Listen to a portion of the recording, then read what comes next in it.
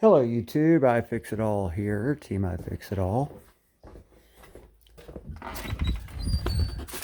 Let's change the starter.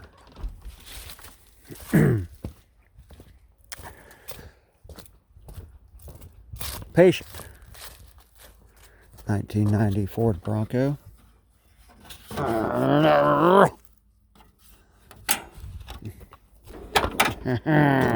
Okay. Symptom. After the engine is hot, starter or battery or ignition switch or starter relay, all those things seem to act erratic and wrong. In other words, feels like a dead battery, but it's not. Cools off, it'll crank fine. Chickens, stay out of the way. Let's show you what's going on with the bone cold motor. Make sure she's in neutral. Put a little bit of e-brake on it. There we go. Gauges look good. Not a single problem in the world. But I can assure you there is. As soon as that baby gets hot, something called heat soaking occurs. Heat soaking is kind of like a inexperienced wrench would tell you. Am I crawling under this wrong? Heat soaking is where this device right here, the starter, it kind of lives right above this factory exhaust manifold system, and as radiant heat comes up here, you shut the engine off and heat gets up here and changes the performance of your starter. Like it won't engage the Bendix, and or the starter relay acts up, or I'm starting with a new starter. I think it's probably time. Although if memory fails me, seems like wasn't that long ago I put this starter on. So I could have other issues. Moving along. We're equipped with new reman starter, $120 with a $30 core, I think. All together at the local Napa Auto Parts store, we have $178 spent there. Oh, that's because I got a little multimeter there too, analog. $30 core, I believe. The starter itself was $95. Yeah. I don't know if this is new or remanufactured. Starter.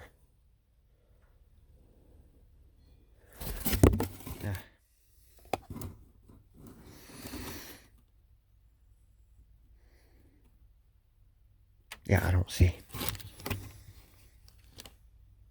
All right. Well, let's get busy. As said before, things might be confusing you, like it could be your starter relay. It's acting like it's the battery, or it's acting like the starter. My symptom was, once in a while, you park the truck and you come out and you turn the ignition switch and, well, you hear no starter. Then you go underneath and you sort of bash on it with the thing that you found on the side of the road the last time it left you sitting, which happens to be a guardrail bolt, and you start beating on the starter. Then you come in here and turn the ignition switch and all is well. It starts and you think, okay, it's got to be the starter. So that's where we're starting. Hang tight. But what for the fun of it would it be if I didn't go ahead and use a tool I bought myself years ago called a battery load tester. Let's see if the batteria is capable of being loaded. So we've got something here that looks like it could hurt your feelings. It's nothing more than a box with some wires in it that get hot, designed to give you a designation of whether the battery is good or bad. Let's hook her up. We're going to assume black goes to black. When you put these cables on, make sure you always dig the claws in. And hook that up, because we want to properly crisscross everything. And it says, I think there was a caution in here, don't hold for a certain amount of time. We have a needle that's currently reading a voltage.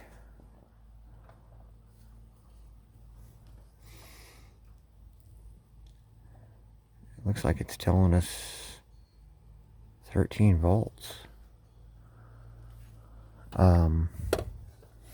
See if that needle moves when I disconnect it. Yep, it went down. There we go. Why is it showing such a high voltage? Maybe because I just turned it off. Oh, it's... Okay, so I press this button. The instructions tell us...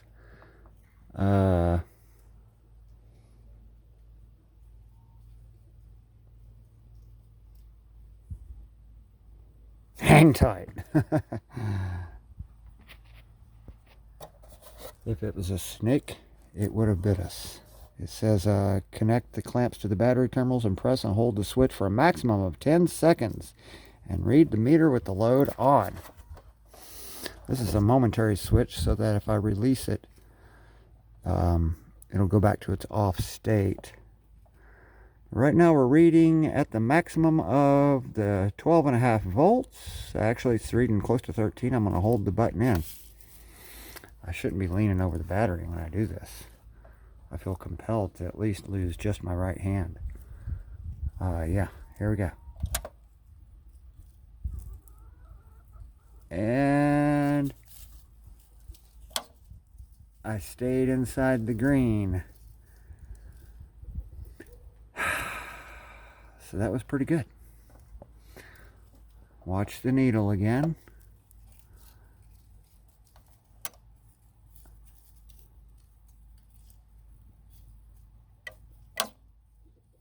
And boy, does she get warm. Oh yeah. She gets real warm. It's like a little heater. So I just load tested the battery with an analog type load bank. No fancy schmancy to it. Take that cable off. Take this cable off. There we go. All right, chickens, you guys can check this out.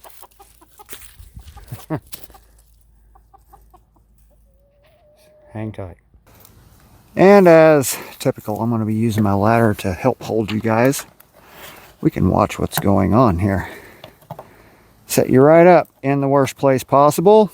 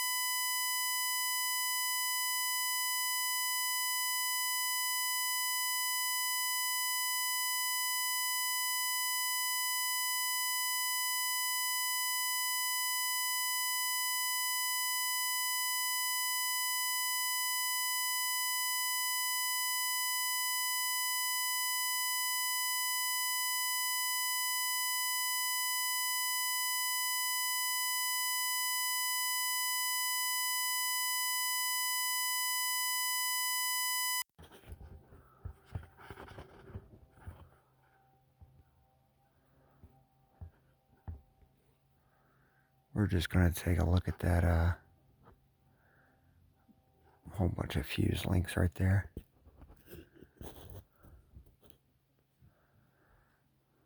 Hope that stays.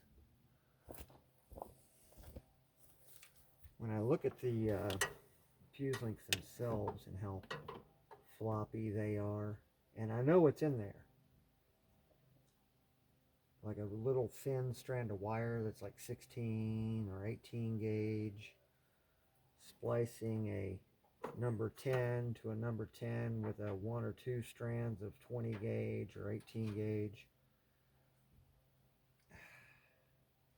I have 1, 2, 3 groups of fuse links here that go to one side of the starter relay. I think what I'm going to do is each individual fuse link, let's see, we've got 1, 2, 3, 4, 5, 6, 7, 8. I have several inline fuse holders that I can just look up in the diagrams and see how to appropriately fuse and wire size up. Yeah, I'm literally holding 8 inline fuse holders right here. I could give each one of these their own individual fuse and make troubleshooting for narrowing down the fault a lot simpler.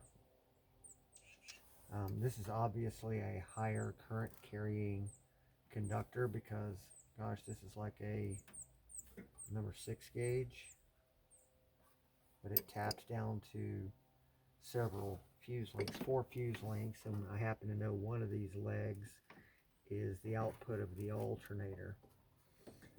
I have the ability to put all 8 of these on their own individual fuse holder if I chose. So I think we're going to look for a part 2 on this video.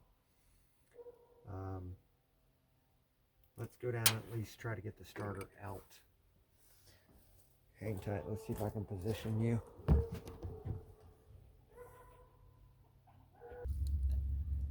Yeah, you can see that starter pretty good, I guess. We can piddle forward around with it. See what we can come up with. Let's see if I can just get my sockets in order here. And carry y'all down there for the action.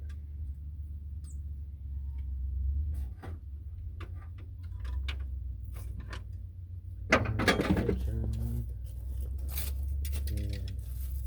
ratchet wrench. So we know my battery's disconnected. Alright. First, disconnect the starter cable. Get up in there.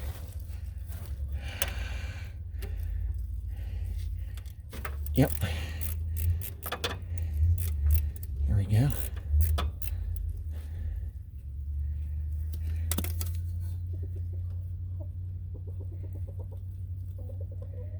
Just for the sake of hardware, I'm going to put this starter cable bolt in my pocket. Alright, so there's the cable loose. And let's see if I'm lucky enough to have this ratchet wrench fit, which I'm not. That's okay, because I can find a sprocket. There we go, that'll work. There we go. And will I be able to do it? No, it wants me to put an extension on it. There we go. Extensions. And dodge this O2 sensor here. Alright, so we're just going to loosen that for a little bit. We're going to go up top side. See if it cooperates and loosens up.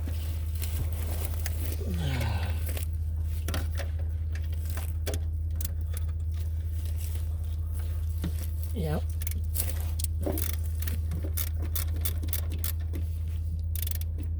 All right. So with that being said, I should be able to wiggle the starter loose now and take the bottom bolt out.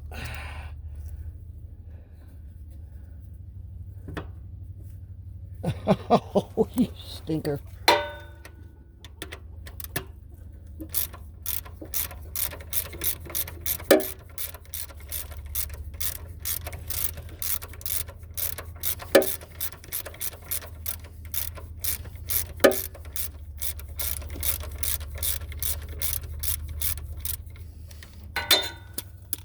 Let's see if I get lucky. Yep, I got lucky. Okay, so there's I changed these out to stainless steel a while ago.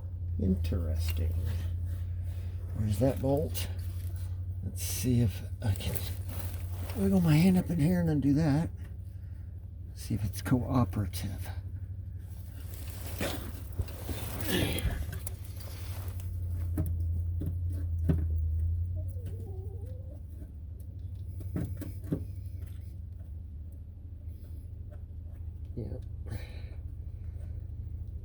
It is cooperative.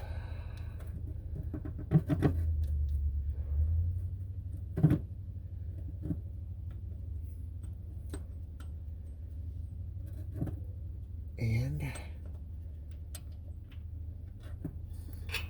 it is also a stainless bolt. Very good. I like it. I love it. I want some more of it. Alright. Alright, here we go. Starter coming down. And we are going to quite honestly wonder why the hell did it malfunction. Let's go put the other one in. Actually,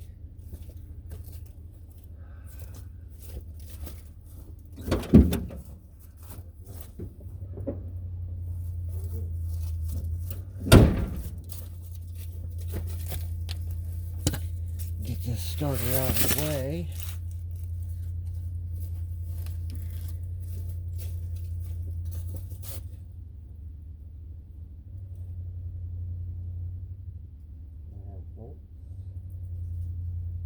All I should have to do is reach in my pocket and grab so we'll spot ourselves back in place.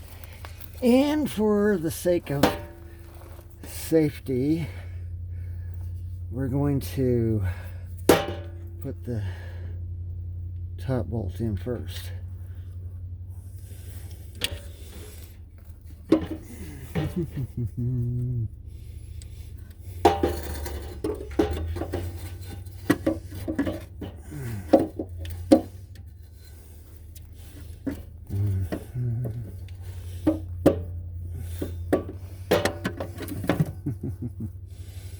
Oh boy.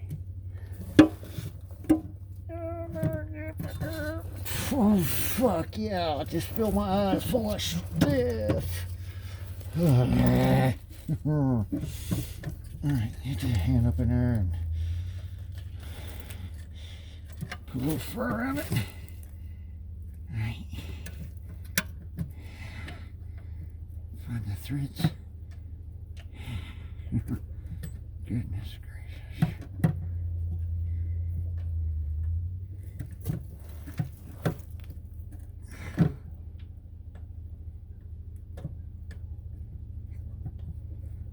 I'm also crisscrossed armed.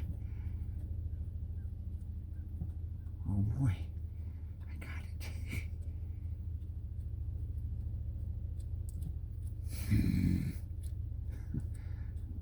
I'm choking myself with my hoodie. Okay, whew. One bolt in, too easy. Too damn easy. It's almost suspicious. When stuff like this goes easy, question everything.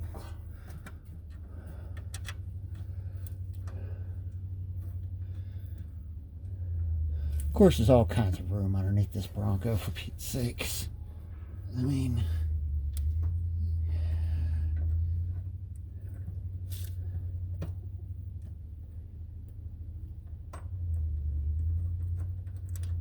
oh, come on.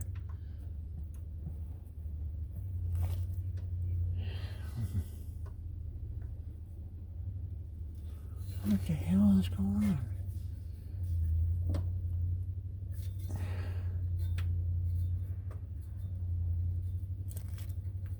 There we go.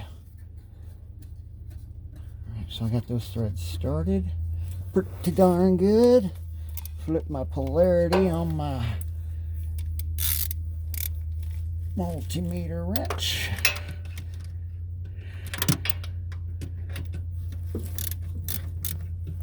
Oh, this is going to work out so perfect. Let me take that damn screw out of the way.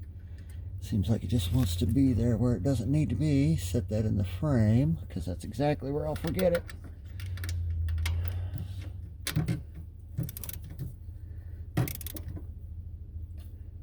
Okay. Double check and feel around and make sure I'm properly seated inside of this standard drive spacer plate.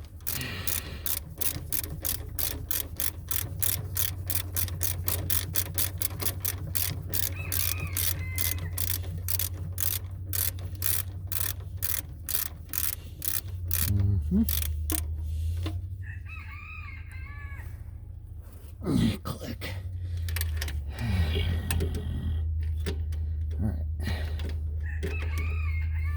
Shut up, chicken.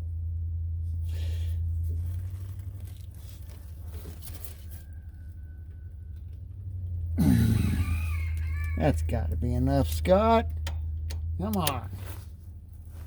Good enough.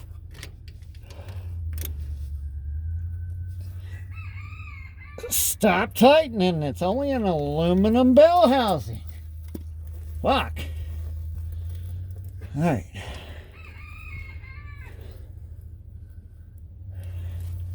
But it has to be 4,000 Newton meters cubed. All right. Get that little bastage in there. I'm going to be examining this wire too on the batteria cable that goes to the starter, but it just doesn't give me any indications that it needs replaced.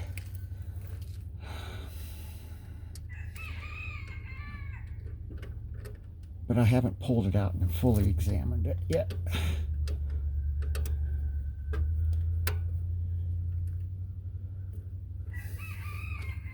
Camera. These.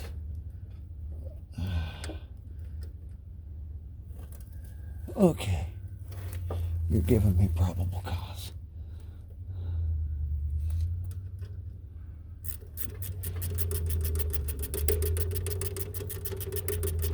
Who needs air tools?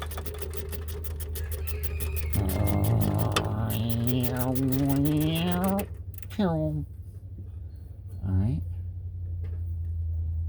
And tighten. That's enough.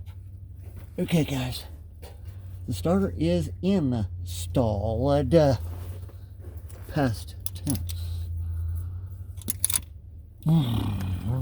Which is really just a cakewalk job. Not too difficult at all. It's just 2 bolts and 1 little bolt to hold your positive battery cable. And your time, your tools, and your talent, and you just saved $1.25 from the dealership. $125 to install. Most likely, I'm just guessing. Maybe someone out there is saying, "Oh, well, I wish it was that cheap." There, Mr. Customer. A starter is quite complicated and very technical, and most of the chads out there today think they're doing something really huge by changing their own oil. Yeah. All right, so let's Get this camellia out of there. Come on over, guys. Woo-hoo-hoo-hoo. How'd you like that ride? All right.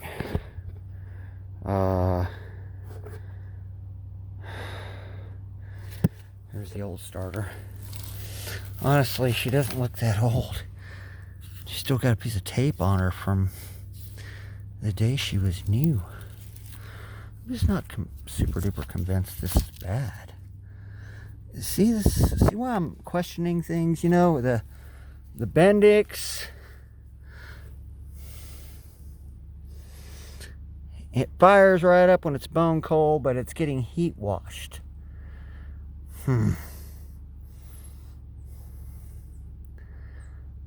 Let's test it out. Hang tight. Now, as you most likely can see, I have a set of jumper cables hooked up to my battery, and then I've got my ground side of my battery hooked up to the case of the alternator, the mounting bracket. And something's telling me my microphone is not on.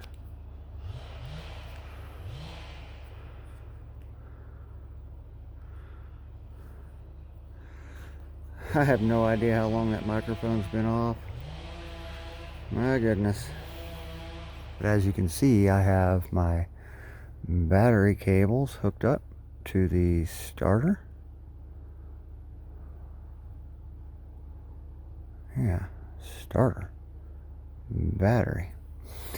Got the negative side on the case of the starter and the hot leg of the battery cable just laying in the grass. Let's fire it up and see if that Bendix shoots in and out.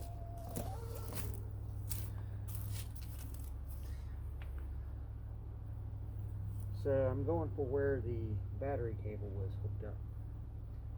And we're looking for action on the Bendix. This guy here. It should shoot out every time. Hold it still when it torques. Oh, what the hell?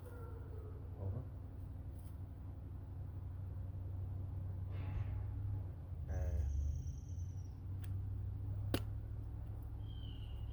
That's negative. Hey, positive. Negative.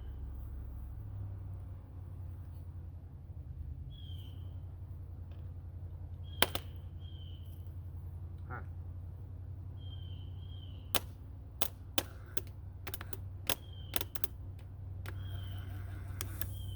Wow. Well, that starter is screwed. Because my damn battery,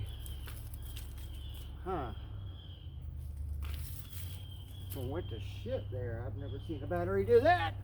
Oh boy. Yeah, that's a bad starter. Okay, that's excellent. Good news. We just found our problem. That starter is malfunctioning. That's probably a Napa starter too. Maybe, maybe not. All I knows is I just saw that thing fail.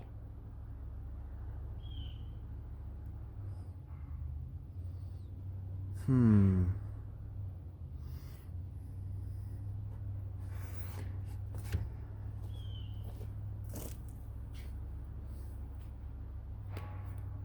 thing was not wanting to shoot out the Bendix. So that's super duper jacked. Disconnect that. Just for the fun of it, let's take that cover off. Hang on. Actually, I don't even need a screwdriver. Tell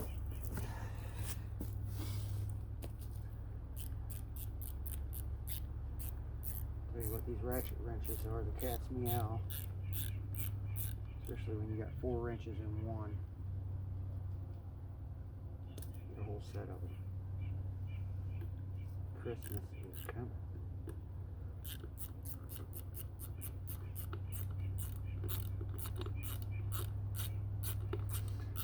mechanical linkage under this cover that moves that Bendix in and out.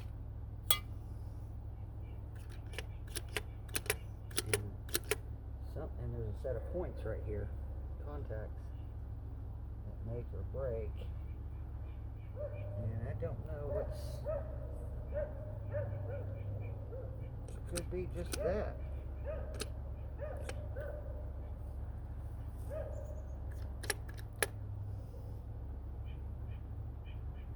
Here's what I do know though. I need a cover, because I've got an old working starter for a automatic transmission that needs a cover because it rusted out, but the starter's still good. So hang tight. I put a Remy starter on the Mercury Cougar and took my old starter off, and the old starter had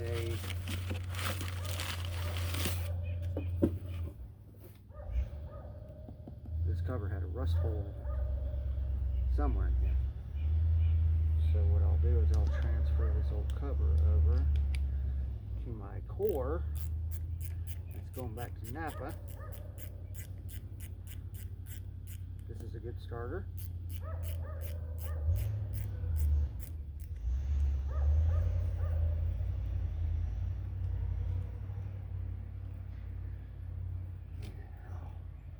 Put that on there.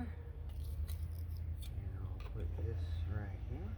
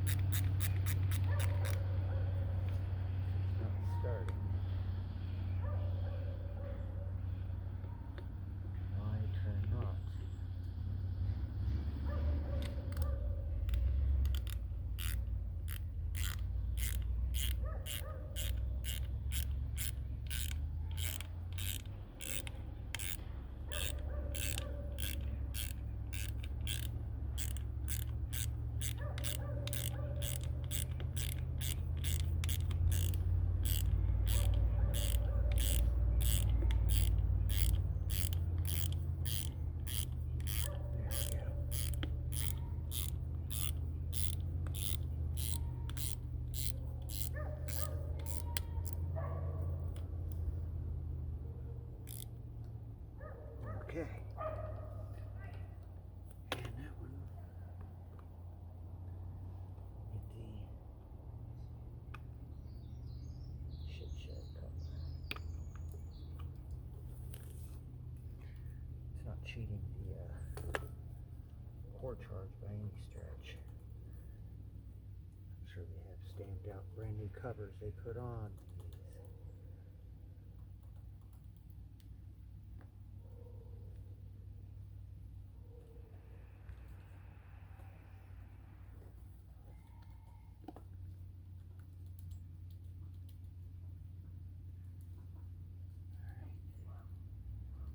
About their nose. If you can message me. Where can we get alternator and starter rebuild kits, please? Because this stuff used to be stuff we did. You buy the kit. You know, some bronze bushings, you know, new Bendix, yada yada. You used to be able to just buy this Bendix because it would strip out. Alright, so there's my core for Napa. Let's test our automatic. See, the One of the indicators of an automatic versus a standard drive is the length of the snorkel. This is an automatic. It's got a real long snorkel. This is a real short one. Let's see if you're still in frame, which I'm sure you are.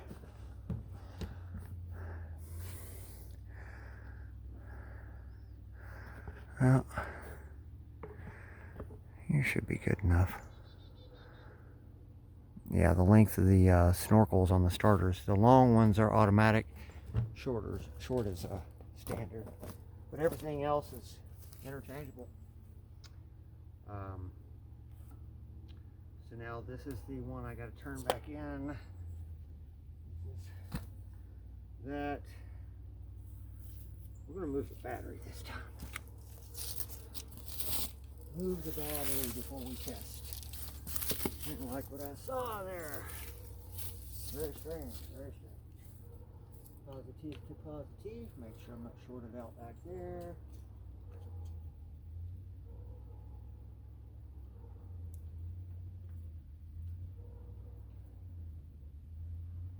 Negative. I'm not sure if it was my jumper cables or the starter. And how's about we'll tighten this bolt down.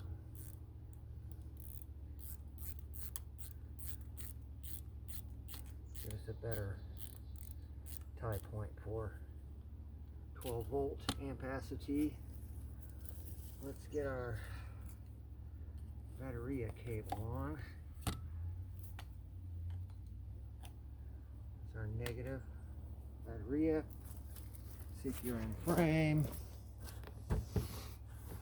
You are. We're just going to bump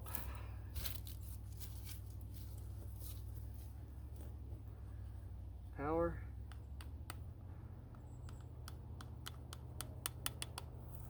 That's going on here. Okay.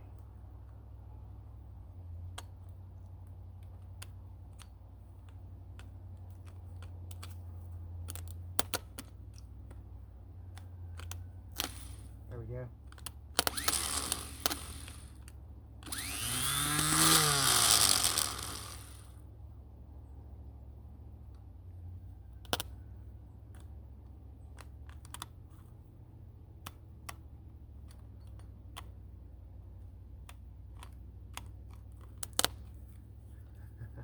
Oh boy.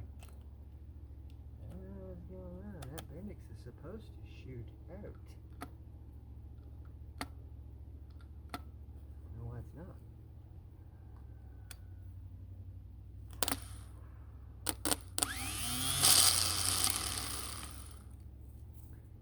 Interesting.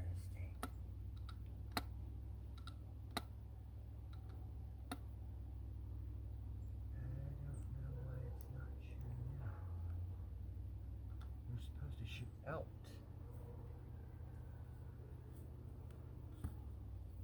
Huh. This was not malfunctioning in the Cougar.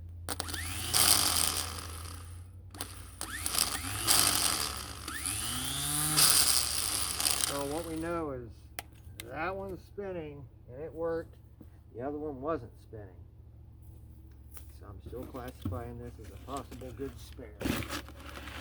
Okay, it was not breaking in the car. It just had that cover that had a rust hole in it. And the one I replaced it with was a Remy for a 302. It's a Remy 25402. Got this off of Rock Auto. Alright guys, enough of this piddling around. What I'm going to do is button things up under the hood over here. I'm going to hook everything back up like normal, drive the Bronco back over to its parking spot, and then prep in for doing fuse links. Part 2 coming. See ya. Bye.